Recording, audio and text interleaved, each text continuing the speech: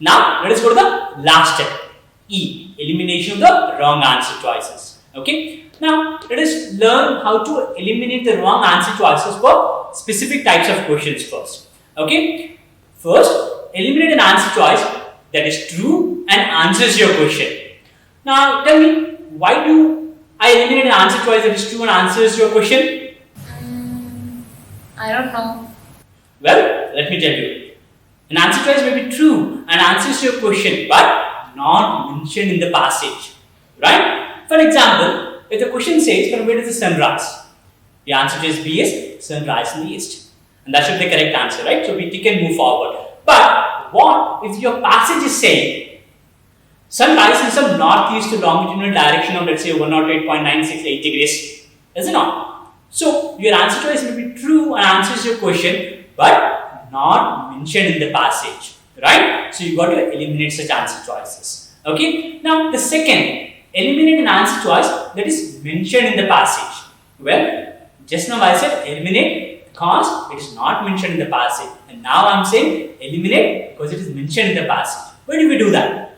Well, an answer choice may be mentioned in the passage but not answering your question. Is it not? So this happens normally when you don't understand anything about the passage.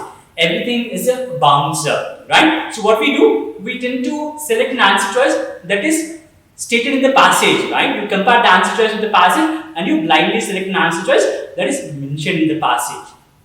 Remember, an answer choice that is verbatim is almost always wrong. You got to be super cautious about the answer choice that is word to word mentioned in the passage. Alright? And then eliminate an answer choice that goes beyond the information given. So what happens is, after a certain amount of practice, you will be able to comfortably eliminate 3 answer choices. But you may have a problem with 2 answer choices because both are apparently mentioned in the passage and answering your question. So which one is the right answer? So in such situations, you compare those 2 answer choices and see for a word that you cannot justify in the passage, right? So one word is enough for us to knock off the answer choice. So such answer choice you eliminate. Okay? And the last, eliminate an answer choice with extreme words. Extreme words such as only, always, should, must. These are definite no. Okay? Great. Now let us learn how to eliminate the wrong answer choices for the general question types, right?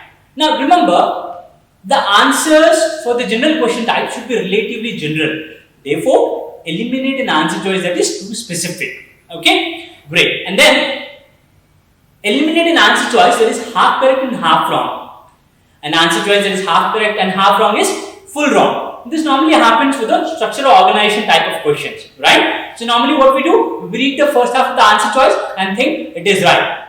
But be careful, the second half may be wrong. Okay? So an answer choice that is half correct and half wrong is full wrong. Okay? And then eliminate an answer choice that uses extreme tone. Remember, we learned no extreme positive, no extreme negative at all. So any answer choice with extreme tone is a definite no. Alright? So that is how you eliminate the wrong answer choices for the general question types. Okay? So this is the entire process to do the reading comprehension section on GMAT. Is that clear?